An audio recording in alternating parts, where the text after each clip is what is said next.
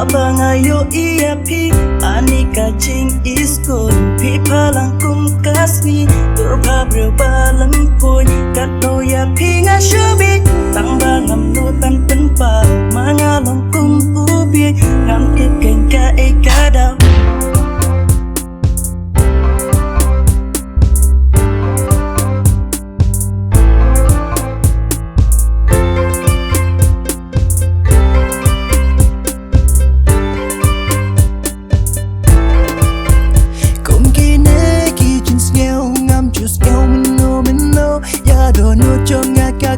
Ngam tiếp shu ngan lệ kom no marway nga super cat pa happy nga happen pau hen raymond sim ka ting ka smith ngam tiếp ken ka ai ka daw ngam tiếp shu ngan lệ kom no ngam tiếp shu ngan pa sha ai ching per cat ngan lệ kom no ya ching it ngan rat sha ai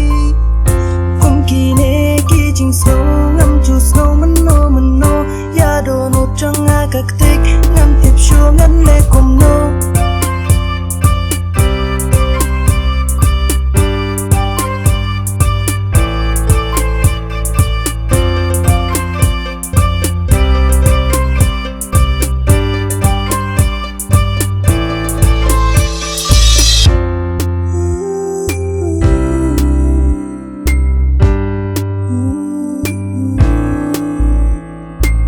Abang ayo iya pi Anika cing iskun Pi palang kum kasmi Turba berbalam pun Kat no ya pi ngasyubi Tang bangam nutan penpa Mangalong kum ubi Ngam ikeng ka ikadaw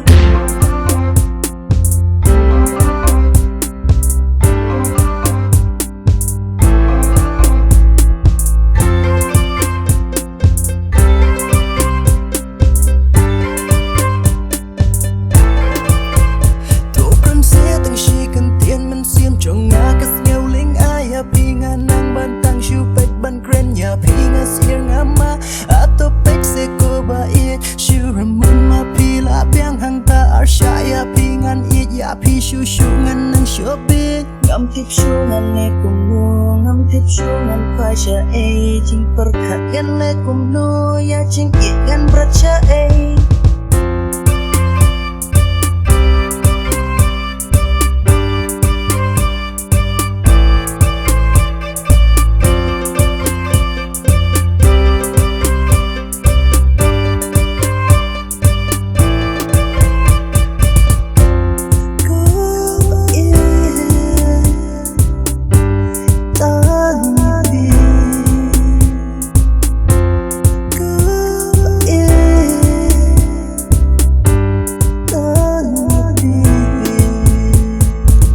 Abang ayo iya pi Anika cing iskun Pi palang kum kasmi Turba berbalam pun Kat no ya pi ngasyubi Tang bangam nutan penpa Mangalong kum ubi Ngam ikeng ka ikadaw